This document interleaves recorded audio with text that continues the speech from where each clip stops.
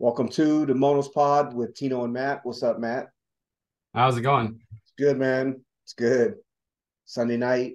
Uh, we're gonna talk a little minor league pitching, major league pitching, what the injuries and pitch clock have done in terms of getting young pitchers up sooner.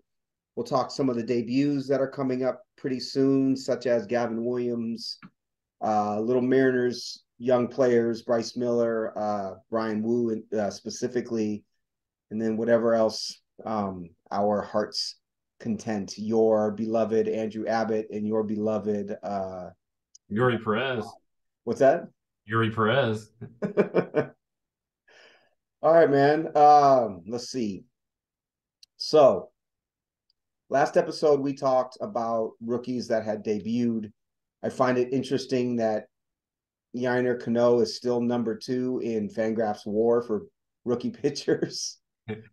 um, I think that speaks to I guess how ineffective a lot of the I know Cano's been effective, but how ineffective a lot of the starters, the young starters, have been, and how hyped we've gotten for them. Where do you want to start? Anybody in particular? You could jump off. All right. So leading Fangraphs WAR currently is Hunter Brown. Part of it is just the innings. He's thrown 68 in the third innings. Cano is second. Tanner Bibby is third. Would you have predicted those as the top three Fangraphs WAR rookie pitchers about a third of the way through the season? Nope. But Brown probably would be in the top five just because of the team he's on. Mm-hmm. I wasn't sure how much they were going to pitch him either. But yeah, I wouldn't have expected that. I wouldn't have expected a Holds guy being number two there, right? Right. Um, Where did you have Brown top 100 in the last update just before the season started or just into the season? I Do don't you think I remember? had him very high. I think he was in the top 50, but not maybe anywhere between 40 and 50. I had him so beginning of the off season, But I had him 84. The last update that we did, which was March 24th, I had him 63. Let's see if I had him, and I did not have him in my top 10 starting pitching prospects. uh, yeah, I had him at 11 in the top 10. I Yeah, he was my top just 10. outside.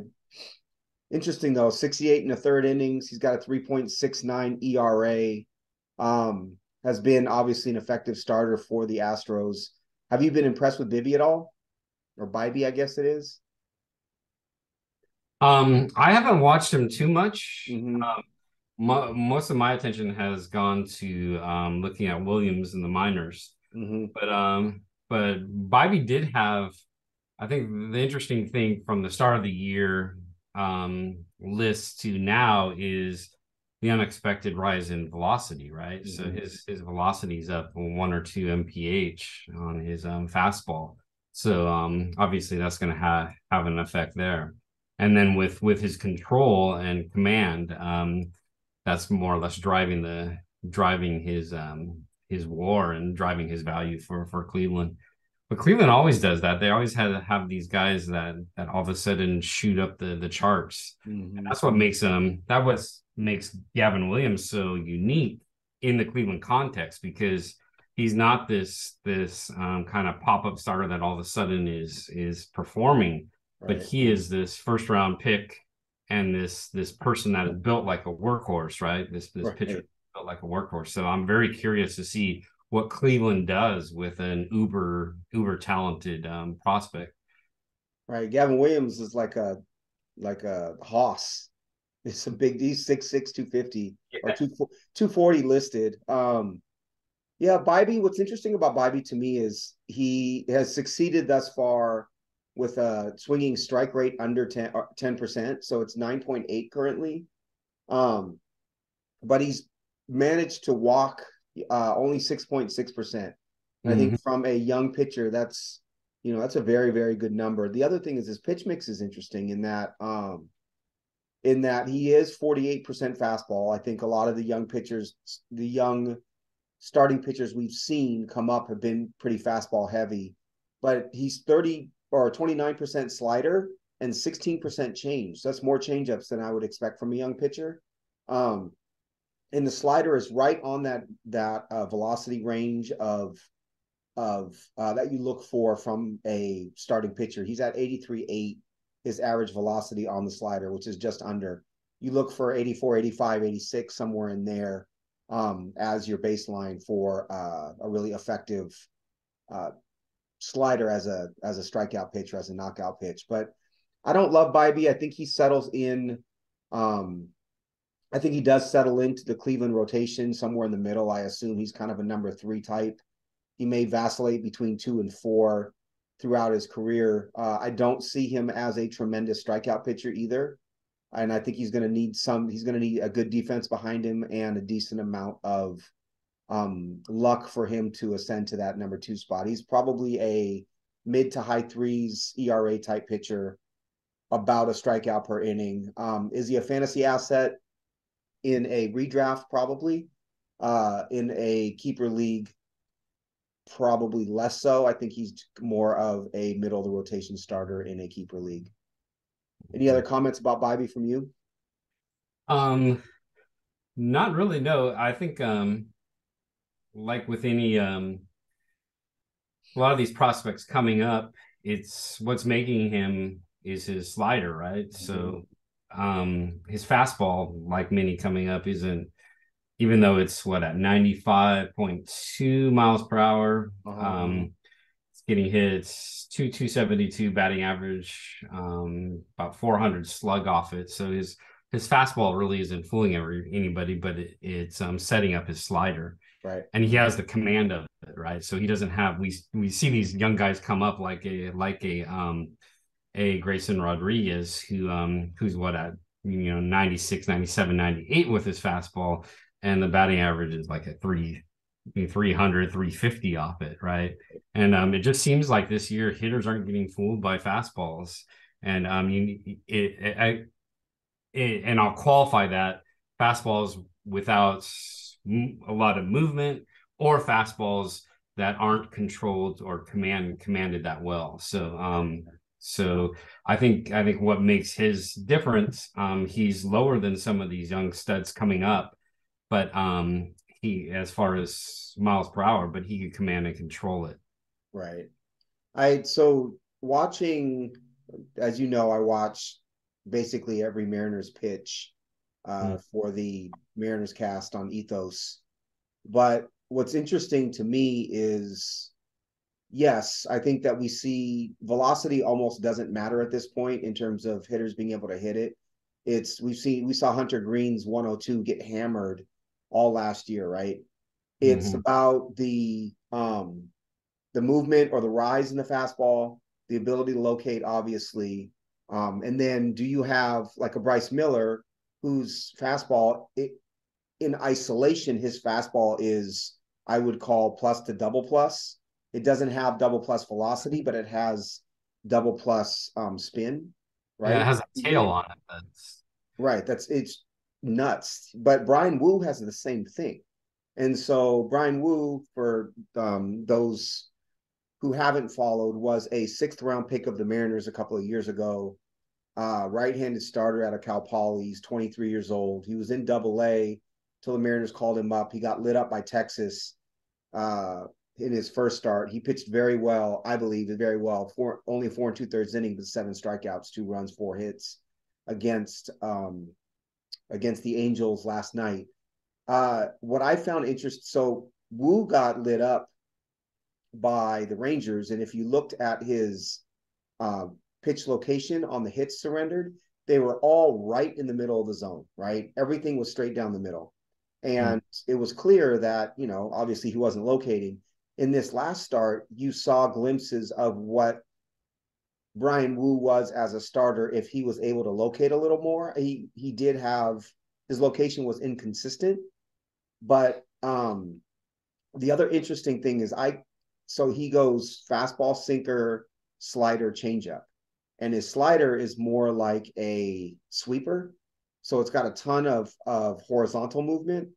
Um, and seeing his pitch mix, I kept saying, look for sinker, look for changeup against left-handed hitters, because otherwise he wasn't. I didn't believe he would have weapons against left-handed hitters.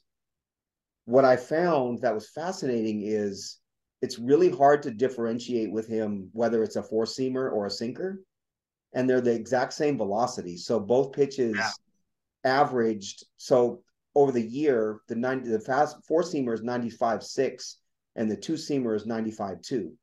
And if he's able to locate those two, he's able to create a lot of weak contact off that sinker to a right-hander because they're getting jammed. Because there's not a lot of sink. It's mostly it performs like a two-seamer. So what I'm getting at is I would much rather have a Brian Wu who has this really strong, high spin fastball to base everything else off of than a pitcher like a Tanner Bybee who is, I think his slider is probably his best pitch, and he's building off of that. Now, Bybee does have a very good fastball. It's not to knock the fastball, but if you're talking about how do I build a pitching prospect to be successful in the major leagues, start me with the good four seam. I learned that lesson with Gavin Stone this year, right? Gavin Stone's out pitch is his changeup, and you're not able to throw changeup after changeup as a starter to major league hitters and be successful. So I've jumped off of that ship. But again, Wu's super interesting because he also has that sinker. So in yesterday's start, he threw 53 four seamers, 13 two seamers, and 13 sliders, along with two changeups. But he got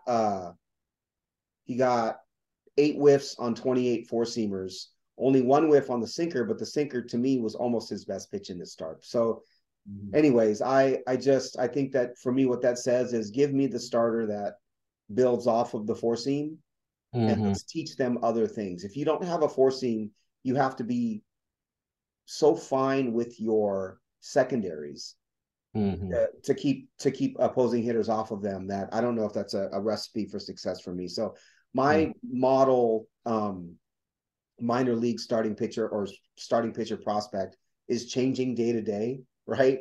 And we've talked about this, but I think the four seam fastball is the right place to start. We see that with Bobby Miller too, right?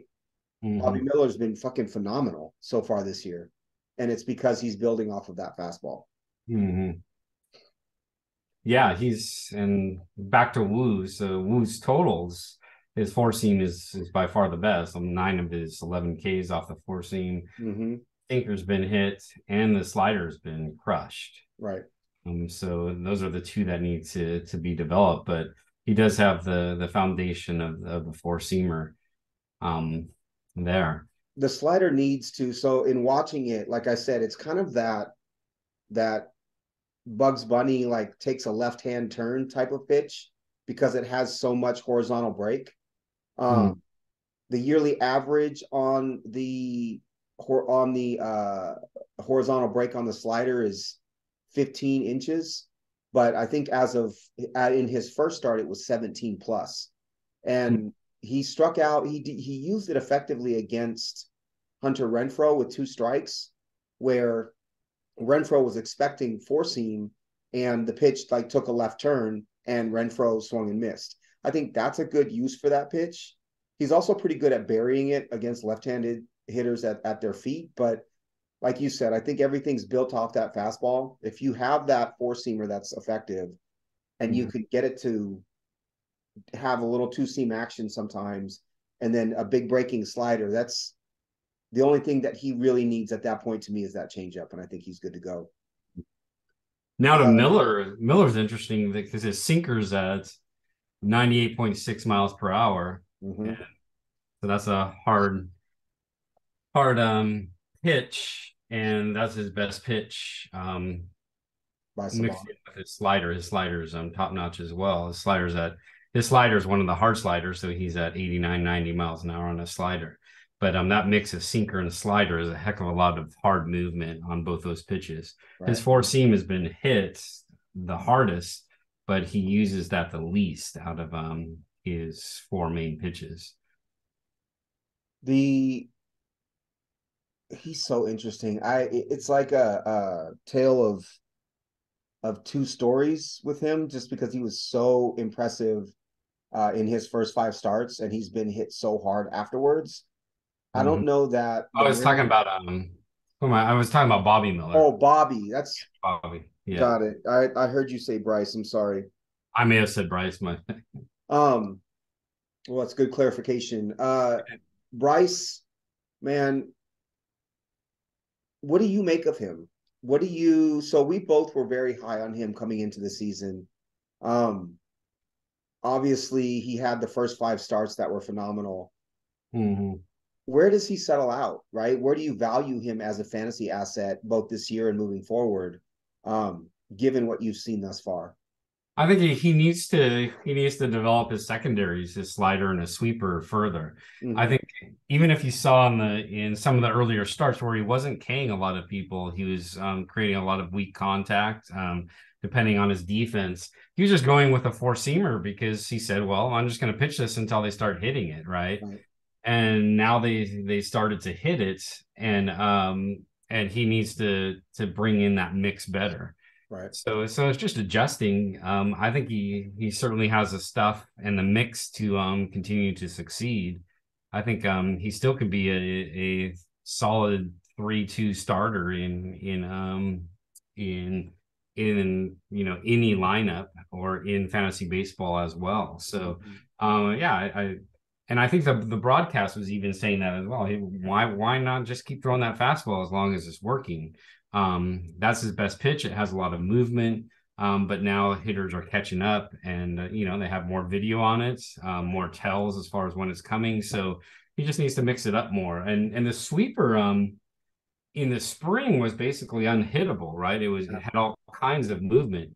That's getting hit hard, right? 438 batting average off it, four doubles. Um, yeah, so let's see, a 688 slug versus sweeper. So Mm-hmm. his sweeper slider, his sliders hasn't been hit very well at all, but that sweeper, I think needs to come in as that third pitch and kind of counteract the slider with that different movement. Right. Um, He clearly needs that third pitch because the gyro and his slider is really a gyro, and mhm, the gyro and the four seam are, I think, very effective, right? If you just took the gyro and the four seam, he would be a great reliever and mhm, potentially a five and dive type of starter. If he's going to be great against left-handers, though, I think he needs that third pitch. I don't know if the sweeper is the right pitch for him necessarily. I'd love to see it be, you know me, I love changeups, and mhm, I'd love to see it be the changeup. I don't know what it is, but it's interesting too. If you look, so I'll share screen real quickly here. Um, I've got his pitch location here. And the four seam you can see is like right down the middle, right? mhm, And you would like to see it much more for him, much higher. And then you see his slider is pretty much right down the middle as well. And then the sweeper you've got pretty high in the zone. And so I think in a lot of ways um he got away with just really good stuff that major league hitters weren't used to yet, mhm, but he wasn't locating, right? He was doing what I call the Logan Gilbert thing, which is here's my stuff. I believe in my stuff. I'm throwing it over the plate. I'm going to try to locate, but if I can't, I still don't think you can hit it. And Gilbert gets hit, I think, because he's not really trying to be fine with his location. And I think Bryce Miller has some of that too. mhm, I would love to see his fastball be elevated more and see the other pitches be the pitches that hit more of the lower part of the zone, right? mhm. Um, Yeah, his numbers are crazy. So 403 four seamers he's thrown, right. 86 sliders, 52 sweepers. Yep. And if you go to somebody maybe with not as good as repertoire, but more balanced repertoire, Bybee, what is Bybee? Yeah, Bybee was at He was 47% four seam, I think. yeah. So he's yeah. So um Yeah, so he was 350 four seamers, but he had 210 sliders, 115 changeups. Right. So there was more balance there. But I think the numbers show what we were seeing, right? He's just, here's my fastball, see if you can hit it. Right. Well, and also they said on the broadcast today, the Mariners are the heaviest fastball team in baseball. Oh, interesting. It could be part of that could be who your top four starters are, right? It's Castillo, whose best pitch now is probably his four seamer. It's George Kirby. It's Logan Gilbert. It's Bryce Miller. If you want to add Brian Wu to that now, you got five pitchers who all five pitchers you could make the case their best pitch is their four seam fastball, right? So there, Mm-hmm. some of it I think is philosophy. Some of it is also, just that's what Bryce Miller does well. But yeah, I'm interested to see if he can start to strike out more hitters. It's what he did in the minor leagues. Mm-hmm. I think throwing the gyro more would be very good for him. But if he can't figure out either how to locate the slider or the gyro down and away from right-handers and keep that four seamer up, he let's say this, he has a top 5 percentile outcome of becoming Spencer Strider. The fastball's that good. But he also has the outcome of at the end of the year, the Mariners saying, you know what, you have two great pitches. We don't see anything else. We're going to roll you out at the beginning of 24 as a starter. But if you don't make it there, we might make you a reliever the same way we did Matt Brass, right? Um, Mm-hmm. so the range of outcomes is huge for him. Uh, I still love watching him pitch. He's my favorite Mariners pitcher to watch at this point, just from a swag standpoint and because the fastball is so interesting. But a lot of fun. Mm-hmm. Before we get accused of being a Mariners podcast, what have you seen from Grayson? I know you've been watching some of his minor league starts. Well, let's go to Yuri. I have Yuri up right now because I wanted to Okay, bring the font that page up. works. Um, yeah, so Yuri is interesting because he has that hard four seam fastball. I think a lot of it's deception and extension with him, right? But still, that's getting it. 313 batting average, 688 slug versus it. It's averaging 97.4 miles per hour. He's throwing it 47% of the time. Only 5 strikeouts on that. But look at how his off speed stuff is working. So his Yeah, slider, it's unhittable 182, 11 Ks off his slider, 13 Ks off his curveball. in 20 So in that's 23 20. plate appearances. Yeah, yeah. And that changeup he's only thrown it 52 times, but that changeup in Miami is going to develop, right? Right.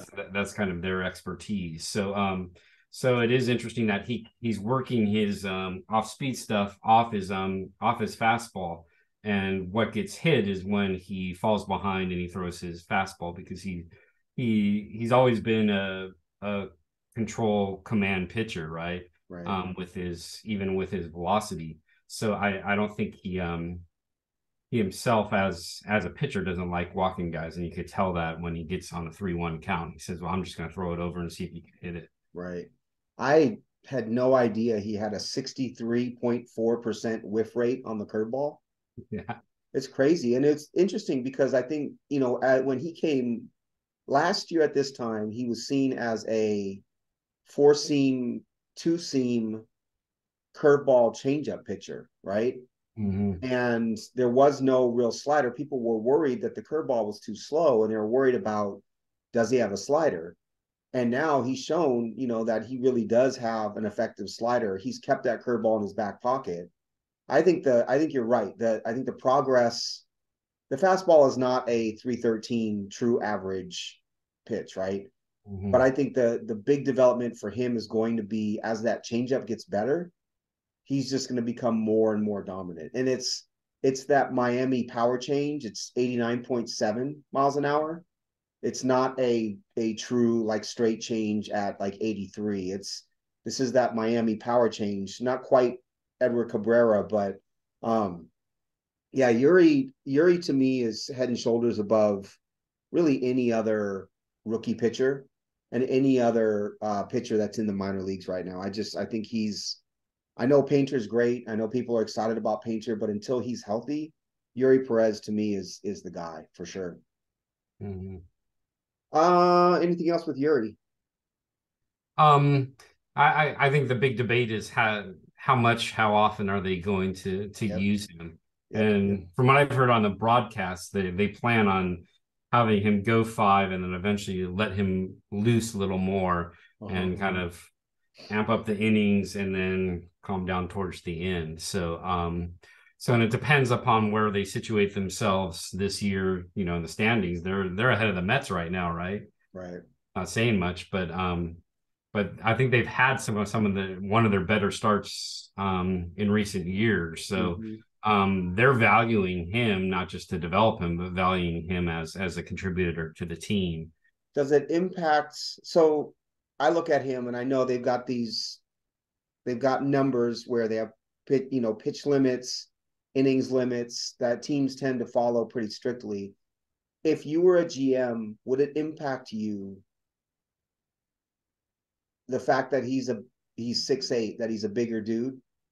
Does that, I think psychologically for me, that makes me say, well, I wonder if he could handle a little more because he's bigger. I don't know that that's the case. I don't know that the science proves that out, but it's an interesting thought because I know that his Mm-hmm. innings have been such a big topic.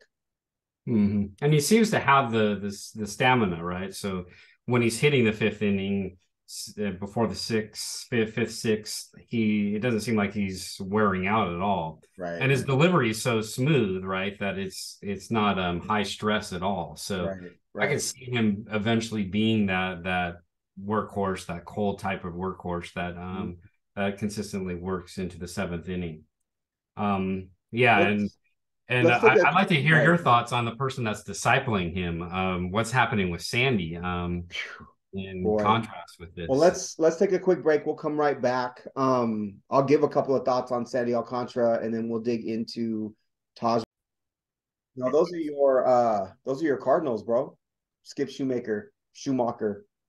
Yeah, but they brought in a lot of Dodger coaches. Their hitting coach comes from the Dodger system. Right. So we were talking about during the break. I just brought up Sandy Alcantara, and we were looking at what may be the reasons for his not demise, but his downturn this season compared to last season.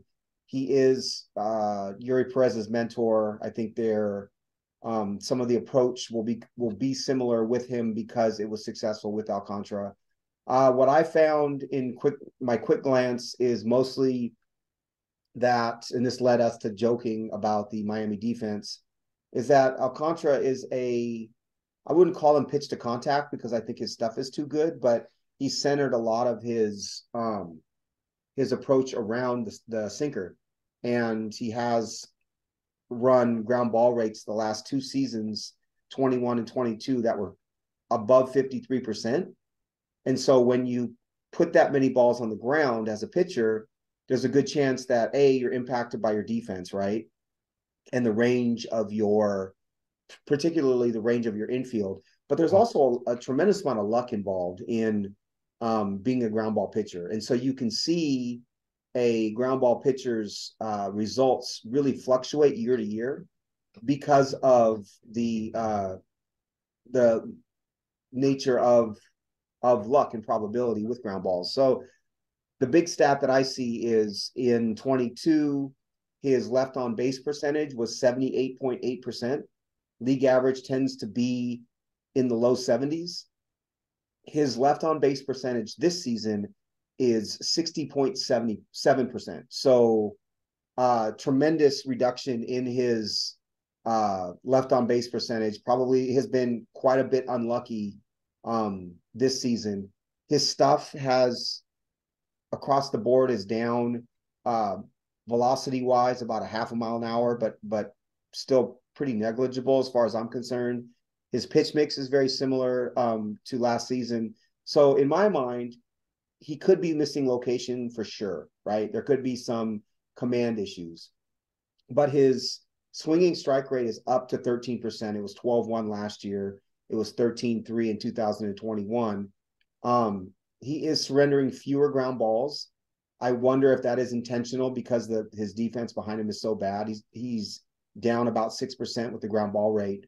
But what we were laughing at when we started recording again is that Miami's defense from third to first is Gene Segura, Joey Wendell, Luis Ariz, who the Twins deemed not capable of playing a defensive second base, and Garrett Cooper. And then even in the outfield, he has Jazz Chisholm, who's fast but brand new to center field. Jesus Sanchez, who's out there for his bat, not for his glove. And then Brian De La Cruz in right field, who is a good defensive center or right fielder. So I don't know. I think a lot of it is luck. In my opinion, if you're going to have pitchers such as Alcantara, who are a little bit more pitch to contact than most,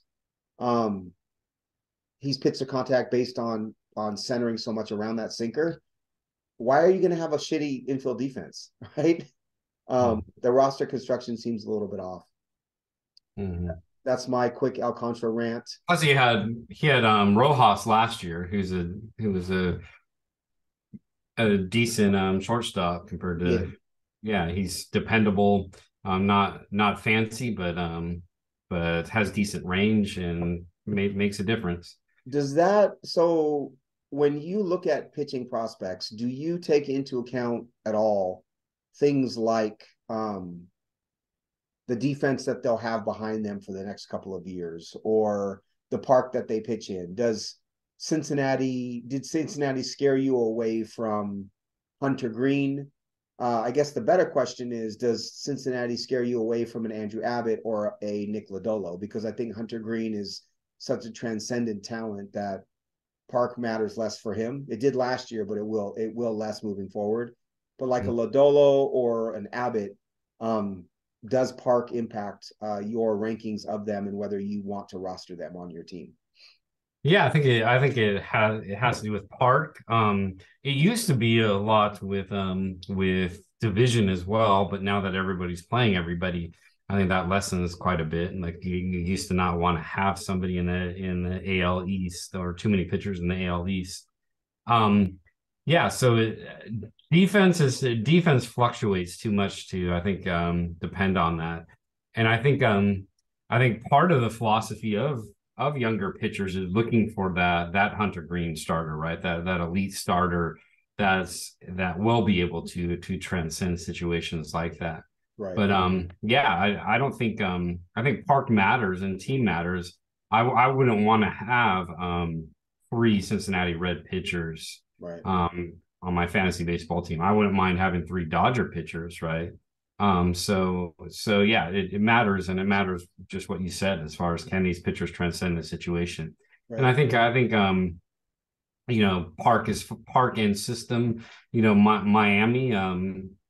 There are issues with the defense, but it's not a home run hitter's park, right? Right. And they seem to have a system to I think Stottlemyre Jr. is a very good pitching coach. And they've proven their ability to take pitchers who throw hard to develop that hard changeup. So yeah, I think all those factors come in, but I wouldn't put I think defense in fantasy baseball overall is overrated. I think both on the hitting side and on the pitching side, and I know that may go against like other podcasts, but I think that's too much of a small factor compared to team and ballpark factors. I think defense is worth consideration on the fringes of your roster, right? If you're looking for we're in a 16-team, 3 outfielder league, right? And if you're looking for a third outfielder and, you don't have someone that's set in stone, if you know that player is going to get plate appearances because they are a good defensive center fielder, then that would be one of many considerations with that OF3, right? Mm-hmm. But for me, hit tool, power, speed, come way before defense, right? This is fantasy baseball. And so, the reality is if you can hit, you're going to play. Nobody cares if you can't. Jorge Soler is a fantasy asset, right? Jorge Soler has like 80 raw power and probably 65 to it's probably 70 in game. And when he's healthy, he's a huge power hitter. And Jorge Soler couldn't catch a beach ball, let alone a baseball, right? So he's essentially a full-time DH, but they find opportunities for him to play because he can hit. And I think that's the name of the game, right? So yeah, I agree. It makes me crazy when fantasy baseball podcasts will talk defense for 15 minutes when defense isn't actually a category. Uh let's start with Taj Bradley. Um, what are your impressions of Taj Bradley as of right now? Is he in that Grayson Rodriguez, Yuri Perez category for you? Um, what do you see? What do you see from him rest of season? Well, first of all, he's on a good team, good context, right? So he's going to get run support in Tampa. Um, I I've always seen him as a as a mid rotation starter, a very dependable mid rotation starter, never having that necessarily ace potential. But he's a solid fringe keeper, first round pick, SP in the future, I think. Mm-hmm. And I think like any young starter, he has rough points. He gets hits, and a lot of it has to do with command and pitch placement. As far as in AAA, they're not going to find your mistakes, but in MLB, if you're off a little bit, you're going to pay. And I think we're seeing a little bit of that right now. But yeah, he's a solid pitcher. And not overly dominant, but I don't think is going to hurt you too much with your ratios when it comes to WHIP, ERA, wins loss, and he's going to give you a good amount of Ks as well. So he's a number two for you. No, I would say anywhere between a 4 and a 2. So I would say he's a solid 3, I think is where he would be. Okay. I think what's interesting about him is I think the stuff is there. I think his ability to control and command is ahead of most young starters. Uh, What is really interesting is that his best pitch is probably his cutter mm-hmm, that he's averaging 88 miles an hour on. So if your top two usage pitches, right now it's about 75% four seam cutter. mm-hmm, And I like the fact that the velocity is there's 8 miles an hour of difference, right? The cutter you could call the cutter a slider if you really wanted to. But the reality is he has those two pitches. He has thrown his curveball 14.6% and his changeup 12.2%, which differentiates him slightly from, say, a Bryce Miller or a Brian Wu, as we talked about previously. But I don't see him as a 4-pitch pitcher. I kind of see him as a 2-pitch pitcher. And until he really takes that curve or that changeup and I think throws it, say 25% of the time, I think he's limited in just being four-seam cutter. Limited in that his ceiling is a number 2 and not a number 1. But I mm-hmm, do think he's going to be a 160 to 180 inning type pitcher with over a strikeout per inning and good command. And he's pitching for an organization that values defense and in a big park. Taj Bradley for me is not a true ace. I think he is a number 2, but a pitcher that I really enjoyed watching and I think is going to be successful for long term. I will say too, it scares me. Any Rays pitcher scares me, not just because of usage, but because of their propensity for injury. And I understand that a lot of their injuries have come because they have taken pitchers with injury risk, right? Because they're cheaper. mm-hmm, But that doesn't discount the fact that, you wonder, is there something that they're teaching that also causes injury? And is Taj Bradley susceptible? That's just a thought that's not based in anything at all. I think his mechanics are very clean for the most part, but I do hesitate a little bit with Rays pitchers because of that. mm-hmm. His toughest inning has been the fourth inning, so that's the second time through the order. So he's Yeah. at 7.04 ERA there, 1.143 WHIP. He starts a little slow as well, but that's you can't really hold that against any pitcher because just as far as establishing momentum and stuff.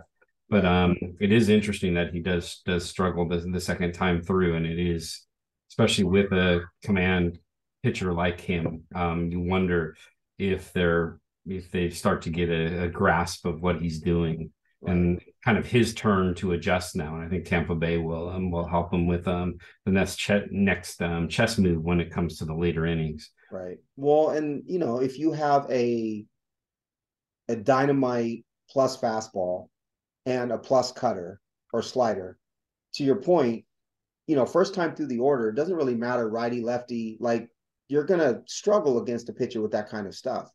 But if Mm-hmm. you see the fastball and say you start to sit fastball and you see it enough, second time through the order, even third time through the order, it's much easier to hit. And if you don't have that changeup or that curveball to neutralize the lefties, they're sitting fastball at that point in time, right? Mm-hmm. So yeah, I think he's super interesting. Again, number two upside for me. Have you watched Kyle Harrison at all this year? I've only watched his stats. I have not seen him live. Okay, so Harrison is my, let's see, last update, he was my number three starting pitcher prospect. I think I would pretty much keep him there even now. He's been in AAA all year. He started off pretty horribly. He's had some starts where he's blown up a bit, but what he continues to do is strike out the world. Mm-hmm. And to me, that it portends wonderfully for the future.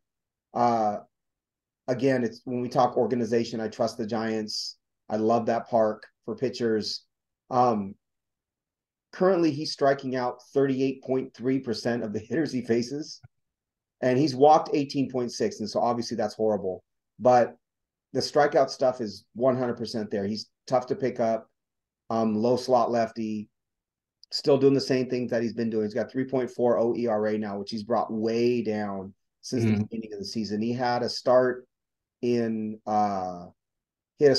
on April 9th where he gave up 3 earned runs in 2/3 of an inning. He had a start in on May 17th where he gave up 5 runs in 3 1/3 innings. So he definitely his ERA would be much lower if not for those couple of starts where he was pretty poor, but he's consistently striking a ton of batters out. Did you really just make a trade while we were talking here? Well, somebody made me an offer. I got two more moves. Is that what I see? Yeah, Man, I'm running out of moves. that's so funny that you would do that. I love it. I trade draft picks for him. I'm not a big valuer of draft picks, I need more moves too, actually. Um, but yeah, that's where if you look at it, this is a tangent. But if you look at history of fantasy baseball leagues, um, a, a vast majority of great players come through moves during the year versus right, the start of the year draft. right. So yeah, I tend to value moves more than draft picks. But one thing I wanted to say about Harrison, and I've been seeing this in at the majors, pitchers with deception are succeeding, um, and and again, seeing hitters' reactions as younger pitchers are coming up. If Mm-hmm. those younger pitchers have that element of deception, they have quite a head start. So I could see that happening with Harrison. With G Rod, when he came up, it just seemed like they knew when the fastball was coming. They just jumped all over it. Right. Harrison is coming at you with a bunch of different angles, and eventually he'll have to adjust as they adjust and get used to his angles. But he's going to have that advantage when he comes up. When it makes you wonder, like, you think about like a Brandon Pfaadt who has good command of, seemingly four pitches and doesn't do anything wonderfully, but good command of four pitches, but has a pretty normal quote unquote normal delivery, um, Mm, and is not difficult to pick up, right? We've seen him get hit really hard. That's not to say that he's not going to be successful, but I think to your point, when you've got something funky about what you do, like Yuri's delivery is clean, but it's interesting because he's 6'8", right? You've got all these legs coming at you. That makes him deceptive, right? mm-hmm. I think His extension. Painter similarly, right? Like elite extension. Uh Wu and Bryce Miller, you've got this, you know, you're coming at such a low angle with the fastball appearing to rise that, that's deception because Mm-hmm. because you're not used to pitches looking like they're going up, right? You're used to pitches going down. Whereas, like I think about Gavin Williams as another one. Gavin Williams has tremendous stuff, but clean windup. Is his extension at being 6'6" going to be enough to give him some form of deception? I don't know yet.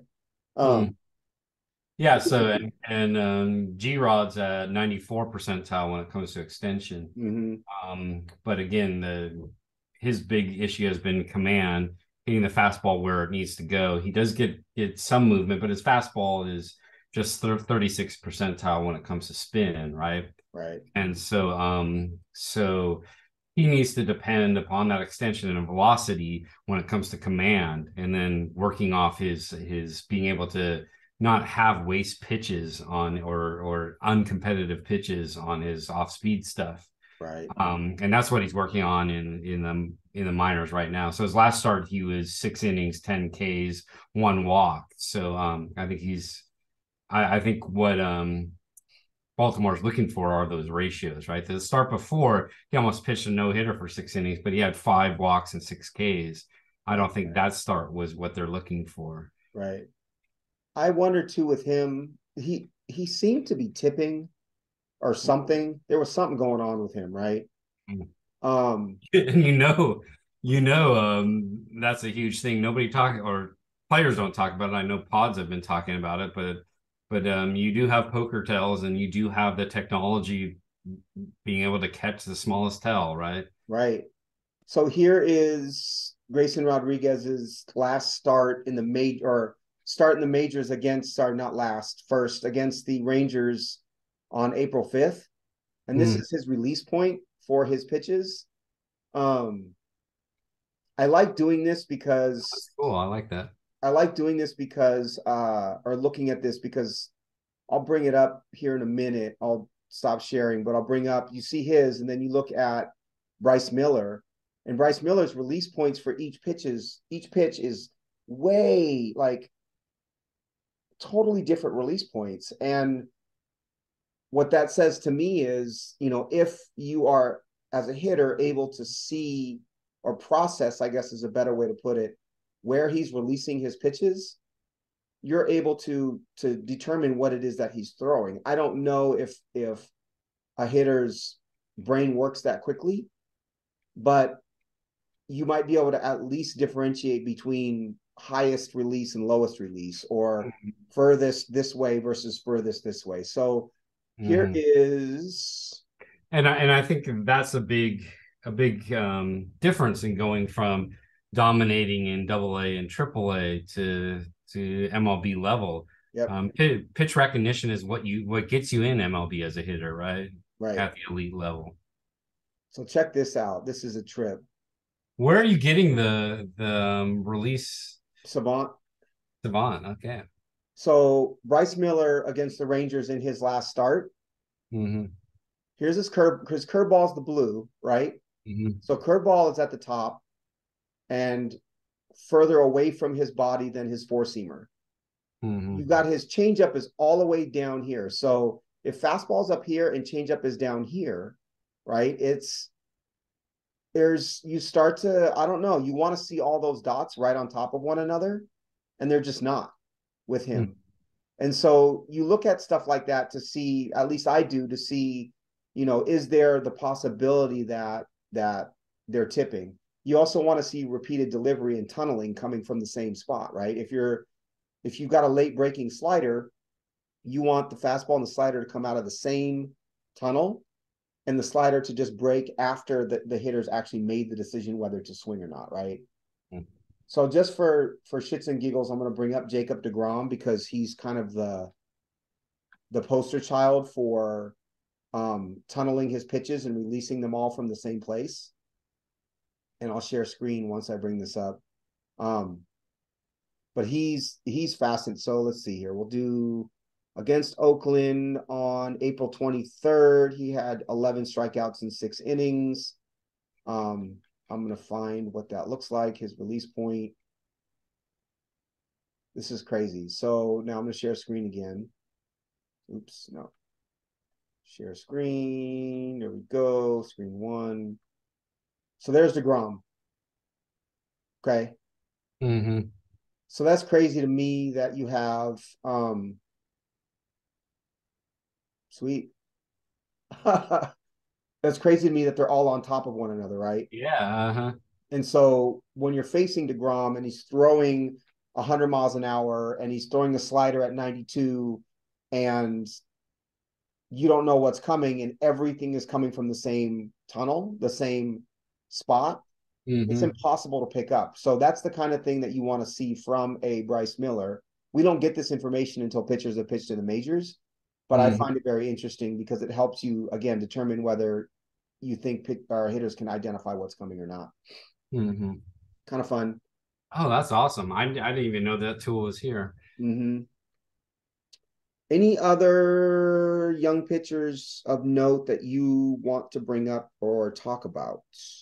I know Noah Schultz made his debut for the White Sox.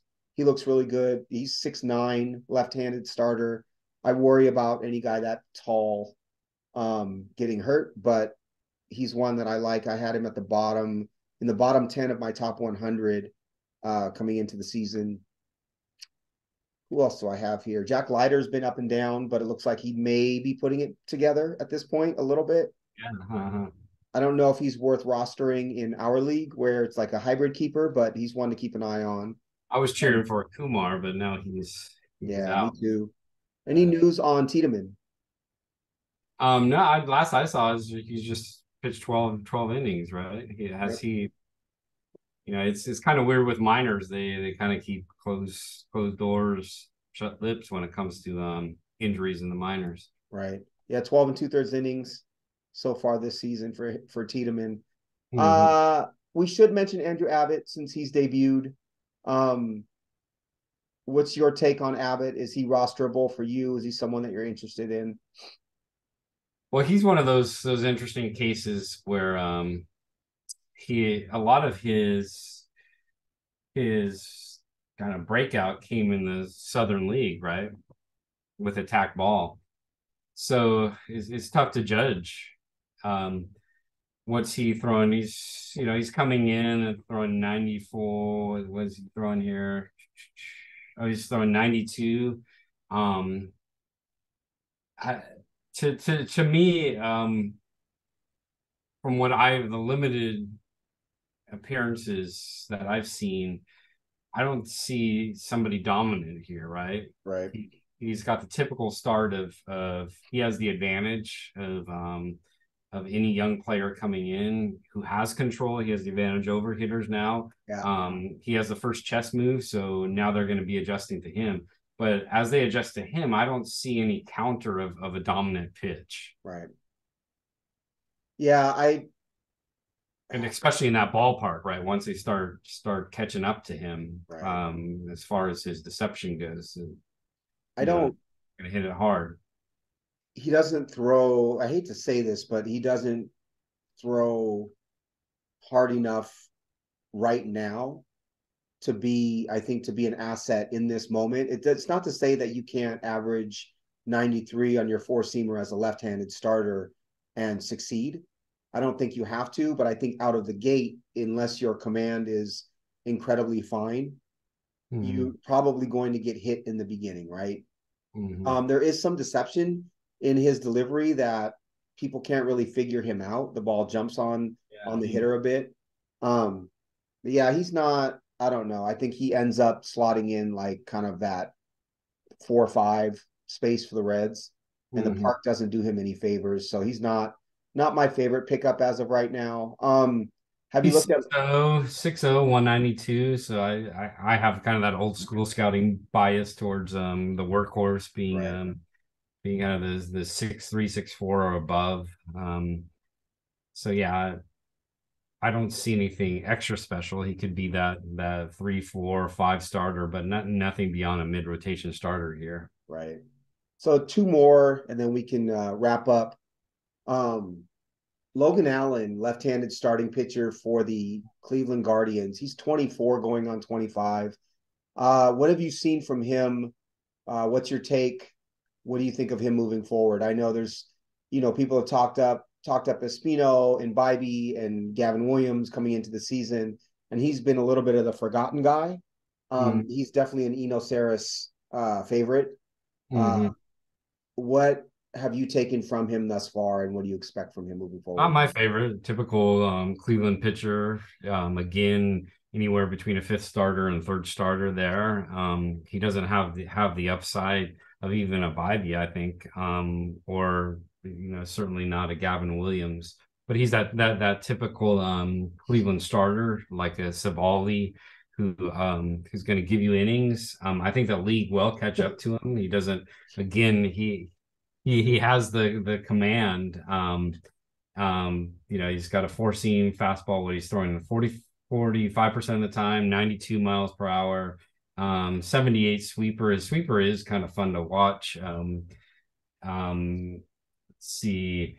Yeah, and he throws that 25% of the time. So it is interesting. 25% of the time on the sweeper, he's K'd 15 batters. Mm-hmm. 45% of the time on four seam, he's K'd 22. So almost the same there. Mm-hmm. So and his change is decent as well, but it's not again something that is overly deceptive. So I can see the league catching up to him, being that 350 to 4 ERA pitcher that's on a good team, but nothing special. Somebody that I would draft in a fantasy league, a keeper league, or a hybrid league, but certainly not somebody I would keep. Right. He's not a priority. Yeah. And Mm-hmm. I think he is being treated as a priority by some folks right now. One of the things that I like to look for, so yes, I like to look at pitch mix. I like to see if there's upside with that pitch mix. Um, None of his pitches appear really to be elite. I think that the mix together, the fastball, sweeper, changeup together are have achieved good results. I do think that he's a major league starter. I do think that his upside is probably that of a 3. I don't think he's a 30% strikeout type of guy either. He's going to have good command. That team prioritizes defense in many places. So I do think that he'll have a good defense behind him. Two metrics that I like to look at for pitchers. They don't determine everything, but at the bottom in the plate discipline section on Savant, I look at zone contact surrendered by the pitcher, Mm-hmm. because really all that says is how easy is it for a major league hitter to hit their strikes, right? If that number is really low, it means that those, even when that pitcher's throwing strikes, it's hard to make contact, right? Mm-hmm. Otani, right, runs one that's I think in the mid 70s. And you watch Otani and it's really hard to hit his pitches that are in zone. And then the other one obviously is whiff rate or whiff percentage. So if you have and Logan Allen's whiff percentage is league average and his zone contact is slightly higher than league average. So I put those two things together, and what I see is not getting a ton of swings and misses, average level, average number, a little bit easier to see in zone probably than your typical major league starter. He's got 4 pitches, 3 of which he throws 20+% of the time. So he needs to be pretty fine with his pitches in order to be successful. Mm-hmm. I would rather have if I'm taking a chance on a young pitcher, I would rather have a greater margin for error. Mm-hmm. And I don't know that Allen has that necessarily. Yeah. And I think if you're looking roster, if you're, have a roster spot for these younger pitchers, you're looking for the elite ones, right? Right. Because you could pick up a Logan Allen and a Savali, right? Right. Or any other pitcher that you could draft. And Right. so Well, is really worth the investment. right. Compare him to, say, the opposite end of the spectrum would be a Mason Miller. right? Yes. Mason Yeah. Miller could be an ace. Mason Mm-hmm. Miller could be 150 innings and 180 strikeouts. And Mm-hmm. no one would blink an eye because of the stuff. Would you rather take up a roster spot if you're talking about, say, minor leaguers, and we're talking prospects here? Would you rather take up a roster spot with a Mason Miller with that upside or a Logan Allen? I think you can trade a league average bat for a Logan Allen in a league, right? You can trade a top end reliever for a Logan Allen. You can find them on the waiver wire. You can trade a B-level hitting prospect for a Logan Allen, whereas Mason Miller I think is more difficult to find. So that's philosophically that's where I'm coming from. But I think he is worth discussing just because he has been very good so far this season. He is number 5 overall in Fangraphs WAR for rookie pitchers that qualify as rookies. Is there any other pitching prospect that you want to discuss? I guess Well, I think AJ Smith Shawver is one that we should. mm-hmm. Well, Williams has come up a lot. I'm looking forward. Do you think he's going to debut this month? Given their injuries in their rotation, probably. Mm-hmm. Um, I don't know that he'll dominate right away. I just don't see ace in him. I see number 2 starter for sure, like not for sure. I think he's a 2-3. He's probably the best bet out of any of their starting pitchers to be a 2-3. Mm-hmm. I don't see the wipeout stuff. He could surprise me, right? And he could be able to take fastball, slider, curveball, and command them well enough with the repeatable delivery to actually become a number 1. But he's not dominant in the way that Yuri Perez is, right? He's Mm-hmm. not even dominant in the way that, say, a Kyle Harrison is. He doesn't Mm-hmm. have that kind of upside. And the game is changing, right? Before you would say the Totally, guys throwing 98, 99, paying totally. everybody in AAA. They come up and those 98, 99s are getting the shit hit out of them, right? Right. We never Exactly. saw that before. So that's what makes this so fun is trying to um, So have a sense of what who that comes guy is into going to the be. formula each week, right? Yeah, Each week, say. totally. All right, Uh, I gotta pick up a relative from the airport now. yeah, So no worries, man. I think we're good. this is great. Yeah, I enjoy getting in depth with pitching. I learned a lot just by jumping onto these pages with you. I think it's fun, man. And pitching is at such a premium cost right now, given the pitch clock and the number of injuries. And if you can find the next great young pitcher and they can give you, say, 60, 80 innings in this for the rest of the year that are incredibly effective, that could put you over the top. So yeah, I find it super interesting, super fun. Thanks, brother. All right, take it easy. It's good to see you. Good night. All right.